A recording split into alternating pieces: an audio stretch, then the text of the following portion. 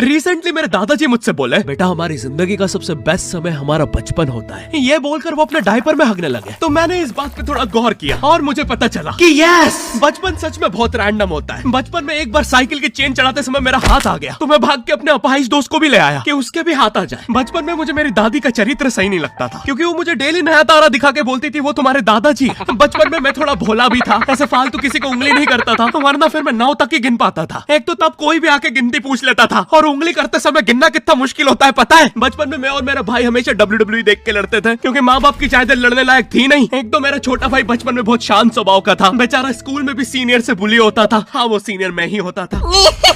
एक बार मुझसे बोलता, भैया डॉक्टर बनना मेरा सपना है। तो मैंने उसे नीट की बुक्स ला दी, तो अब वो उसका पूरा सपना बन गया। अब वो डॉक्टर गेम में भी बीमारी बनता है, और बवासीर पीछे होती है। चिंटू बुक्स नहीं पढ़ रहा है तू? एक बार बेचारा बिस्तर पे गिर के रोने लग गया, तो सब बोलने लग गए कुछ नहीं हुआ, चींटी मर गई, चींटी मर गई। मैं यहाँ सोच रहा हूँ फिर अभी तक हम चींटियों वाले बिस्तर पे क्यों सो रहे थे? हाँ, घर में सबकी पीठ पे ददोड़े हो रखे हैं। हाँ, ये नहीं गिरता तो हमें तो पता ही नहीं चलता बिस्तर पे चींटियां हैं। हम तो सोए जा रहे हैं चींटियों वाले बिस्तर पे। और स्कूल में जब भी ये छोटे भाई पैंट में हक देते हैं, तो बड़े भाई को क्यों बुलाया जाता है? पता है कितनी घनघोर बेइज्जती होती है पूरी क्लास के सामने, और बुलाते भी इतने सस्पेंस है, वो देख के बड़े भाई का हगना निकल जाता है। ऐसे 2 छोटे बच्चे स्लो मोशन में भाग के आ रहे हैं। हाँ, वो उनकी नॉर्मल स्पीड है।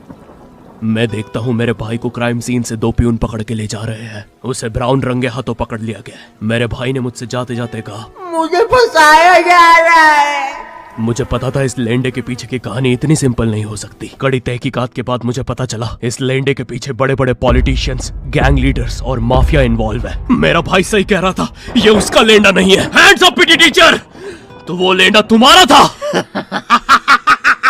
तो तुम्हें पता चली गया, तुम मुझे कभी नहीं पकड़ सकते। रुको, भाग गया। जाने दो उसे बेटा, हमने पीटी टीचर के बड़े भाई को बुला लिया है वो लेंडा उठाने।